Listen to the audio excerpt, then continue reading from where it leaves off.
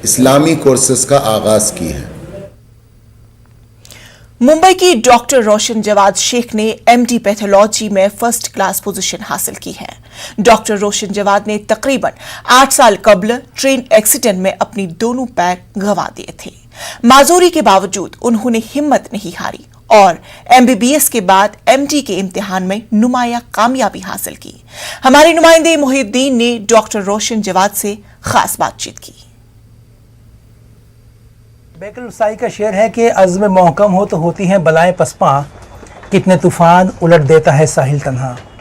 आज एक ऐसी ही कहानी के साथ, एक ऐसी ही जिंदा जावेद कहानी के साथ हम आपके सामने रूबरू मौजूद हैं। हमारे साथ डॉक्टर रोशन जवाद है, जो कि जिन्होंने जो है वो एमडी पास किया है और उनकी कहानी बड़ी दर्द भरी है। बहुत ही दर्दनाक कहानी रही है आपकी। आप जब 12th एग्ज़ाम आपने पास किया तो आपने ट्रेन के हादसे में अपने पैर गंवा दिए। तो ये जो पैर हम देख रहे हैं वो असली में पैर नहीं है, वो आर्टिफिशियल पैर है जी। तो ये दर्द भरी कहानी जो है वो किस तरह ये सफ़र आपने तय किया और किस तरह से इस मुकाम पर पहुंची? सर, पैर खोने के बाद तो मैं बहुत ही मायूस हो गई थी, लेकिन उसके बाद फैमिली ने, टीचर्स ने, डॉक्टर्स ने सपोर्ट किया और मुझे एक राह दिखाई कि तुम्हारा जो ख्वाब था डॉक्टर बनने का वो अभी भी पूरा हो सकता है। आप आगे बढ़ सकती हो, आप बस हिम्मत मत हारो।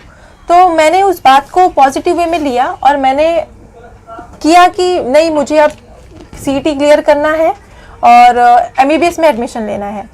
तो मैंने बहुत मेहनत की, सीईटी एग्ज़ाम क्लियर किया, बट आपने बताया अभी एमबीबीएस में भी मुझे एडमिशन नहीं दिया गया बिकॉज ऑफ माय डिसेबिलिटी कि मैं ज़्यादा डिसेबल हूँ, मैं एडमिशन नहीं ले सकती। तो मैं बॉम्बे हाई कोर्ट गई, बॉम्बे हाई कोर्ट से लड़कर मैंने एडमिशन लिया एमबीबीएस में।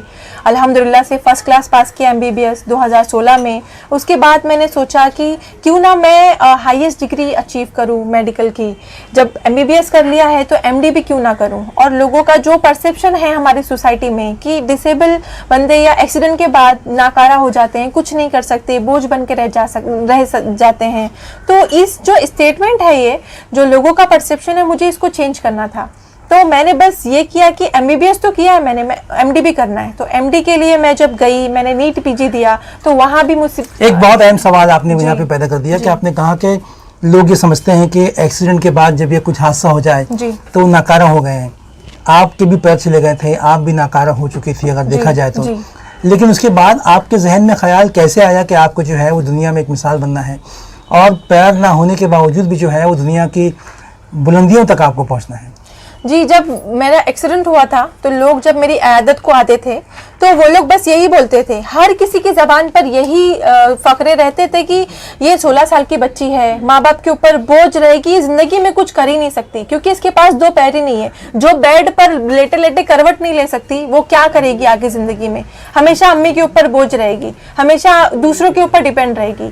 तो ये जो सारे लफ्ज़ थे, अल्फाज थे, मेरे जहन पर ऐसे गिरते थे कि सच में अब मेरी लाइफ में कुछ भी नहीं बचा, मैं तो सिर्फ बोझ रहूंगी। तो अल्लाह ने मुझे जिंदा क्यों रखा?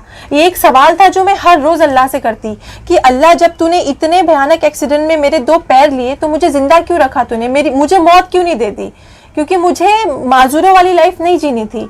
लेकिन अम्मी ने मुझे उस सवाल का जवाब दिया कि बेटा, अल्लाह ने भले ही तुमसे 2 पैर लिए हैं, लेकिन इंशाअल्लाह अगर आप अल्लाह पे भरोसा रखो तो अल्लाह ने कुछ ना कुछ मसलहत रखी है और इन फ्यूचर आपके लिए बहुत कुछ बड़ा रखा है। उस वक्त तो बातें नहीं समझ आती थी अम्मी की, लेकिन मैंने अपने आप को समझाया कि अल्लाह पर भरोसा रखना है, वो तो मेरा ईमान है, मैं रखूंगी अल्लाह पर भरोसा। तो मैंने अल्लाह पर भरोसा रखा, अपनी मेहनत जारी रखी और आज जब ये फल मुझे मिल रहा है अपनी मेहनत का, अपने अल्लाह पर भरोसा और यकीन का, तो मुझे अम्मी की बातें इतनी ज़्यादा सही लगती है कि अम्मी ने सही कहा था कि अल्लाह पर भरोसा रखो। अगर अल्लाह ने 2 मामूली आपसे पैर लिए हैं तो उसके लिए बहुत कुछ बड़ा रखा होगा। तो ये थी डॉक्टर रोशन, जिन्होंने